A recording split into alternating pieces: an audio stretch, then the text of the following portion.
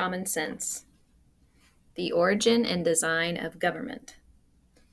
Some writers have so confounded society with government as to leave little or no distinction between them, whereas they are not only different, but have different origins.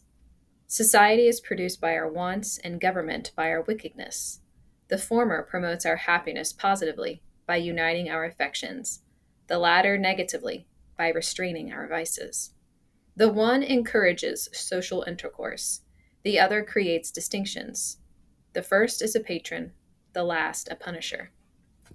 In order to gain a clear and just idea of the design and end of government, let us suppose a small number of persons settled in some sequestered part of the earth, unconnected with the rest.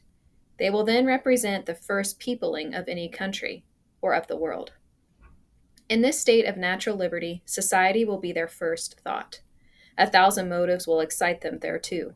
The strength of one man is so unequal to his wants, and his mind so unfitted for perpetual solitude, that he is soon obliged to seek assistance and relief of another, who, in his turn, requires the same. Thus, necessity, like a gravitating power, would soon form our newly arrived immigrants into society, the reciprocal blessings of which would supersede and render the obligations of law and government unnecessary while they remained perfectly just to each other.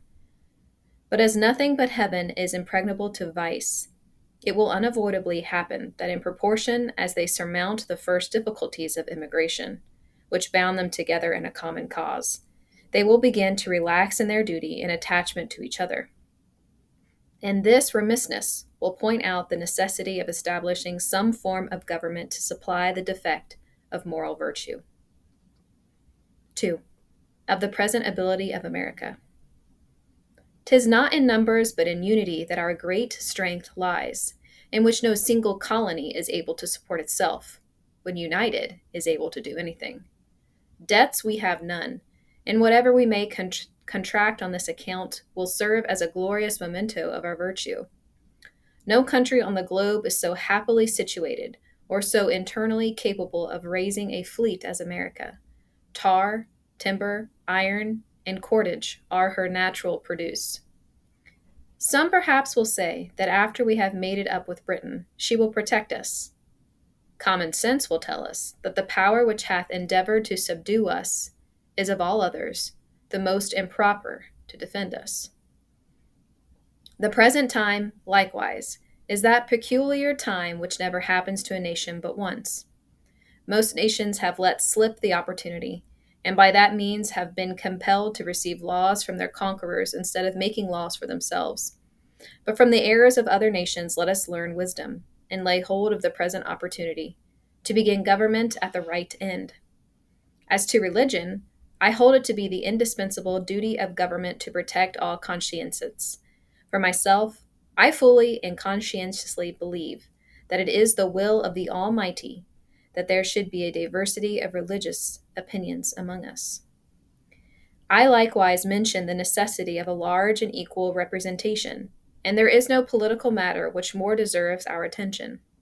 When we are planning for posterity, we ought to remember that virtue is not hereditary. 3. Conclusion.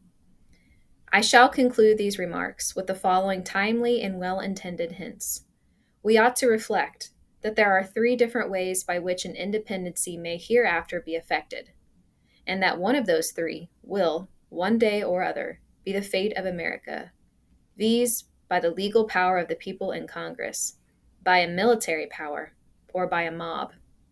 Should an independency be brought about by the first of those means, we have every opportunity and every encouragement before us to form the noblest, purest constitution on the face of the earth. We have it in our power to begin the world over again. A situation similar to the present hath not happened since the days of Noah until now. The birthday of a new world is at hand, and a race of men, perhaps as numerous as all Europe contains, are to receive their portion of freedom from the events of a few months.